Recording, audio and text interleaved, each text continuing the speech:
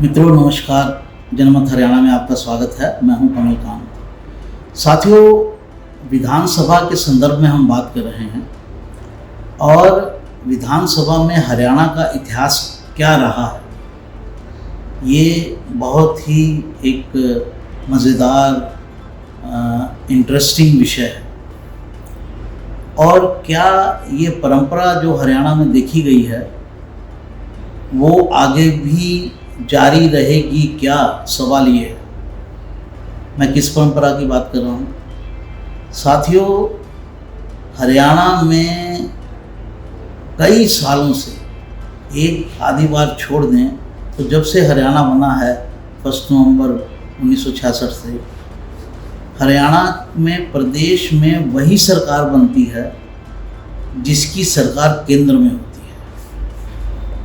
अब ये बड़ा रोचक विषय है। आप पिछली 4 बार तो इमीडिएटली गिन सकते हैं। 2014 में केंद्र में बीजेपी की सरकार बनी मोदी की, तो हरियाणा में भी खट्टर की सरकार हो गई, मनोहर लाल खट्टर की। 2019 में फिर बीजेपी जीती तो हरियाणा में भी फिर बीजेपी एक तरह से जीती गई, सरकार उसी की बनी, कोalition गवर्नमेंट बनी। उससे पिछले 2 टर्म देखे तो 2004 में केंद्र में कांग्रेस की सरकार बनी तो हरियाणा में भी कांग्रेस की सरकार बन गई। 2009 में फिर कांग्रेस की सरकार रिपीट हुई तो हरियाणा में भी कांग्रेस की सरकार रिपीट हुई। उससे पहले का भी अगर इतिहास देखेंगे आप तो ऐसा ही रहा।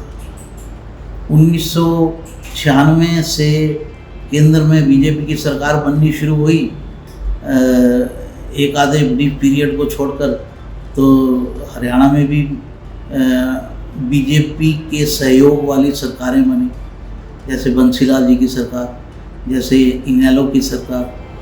फिर 1999 में बनी तो उस दौरान भी बीजेपी की सहयोग वाली सरकारें बनी। तो ये हरियाणा की परंपरा रही है। आप पीछे तक चले जाएंगे 1966 तक, तो एक बार को छोड़कर जब मैं बताता हूँ आपको, विशाल हरियाणा पार्टी जो थी राव वीरेंद्र सिंह की, उनकी सरकार 241 दिन की बनी थी, लेकिन तब केंद्र में कांग्रेस की सरकार थी। इस एक ब्रीफ अवधि को छोड़ दिया जाए तो बाकी सब समय में ज़्यादातर यही हुआ है कि जिसकी केंद्र में सरकार बनी उसी की ही हरियाणा में सरकार बनी। तो सवाल क्या है? सवाल ये है कि क्या इस बार भी ऐसा होगा?